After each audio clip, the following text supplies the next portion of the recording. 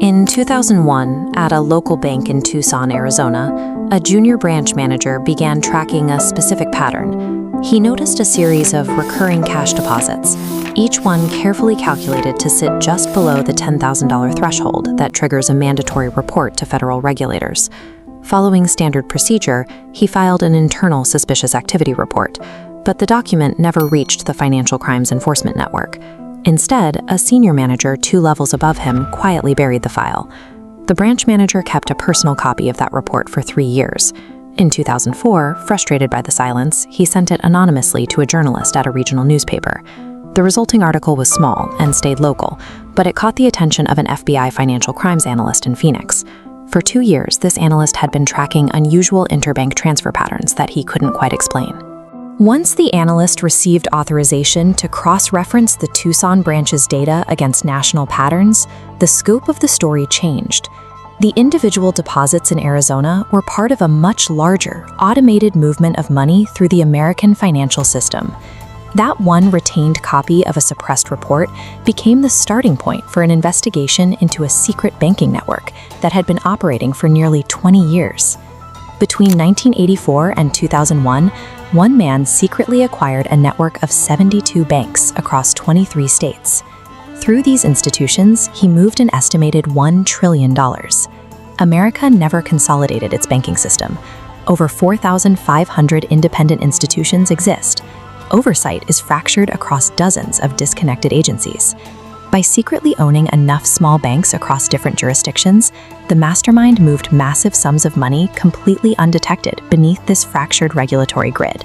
To keep the acquisitions invisible, he used shell companies registered in Delaware, Nevada, and Wyoming, states with minimal requirements for disclosing who actually owns a corporation. The network employed thousands of ordinary Americans, tellers, loan officers, and branch managers who had no idea they were part of a larger operation. They simply went to work at what they believed were normal community banks. The decentralized design of U.S. banking did not just fail to catch the operation, it provided the specific structural cover the mastermind needed to remain invisible for 2 decades. The operation was sustained by 3 revenue streams. First, it generated legitimate fee income from the mortgages, car loans, and savings accounts of millions of ordinary banking customers. This real revenue made the bank's books look perfect to outside auditors. The second stream began in the early 1990s, when the network became a primary money laundering route for 2 major Mexican drug cartels. Cartel cash entered the system as deposits at multiple small branches simultaneously, with each deposit carefully kept below federal reporting limits.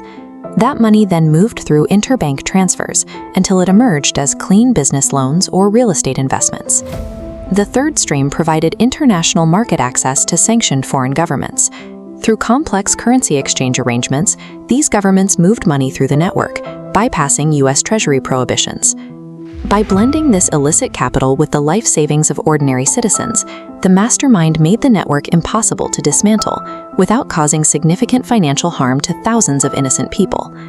The investigation lasted 11 years and involved 340 federal investigators from agencies including the FBI, the IRS, and the Treasury. They described the case file internally as the most complete financial crime prosecution in American history.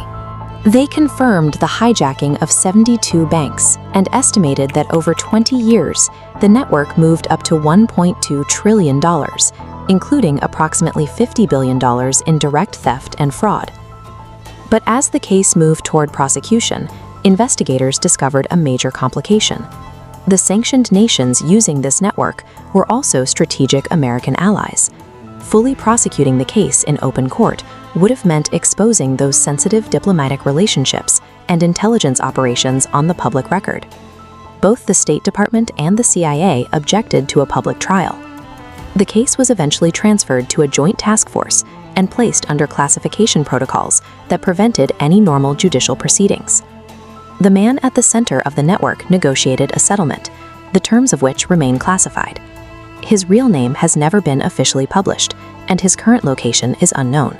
Despite the scale of this breach, the fundamental architecture of American banking remains largely unchanged.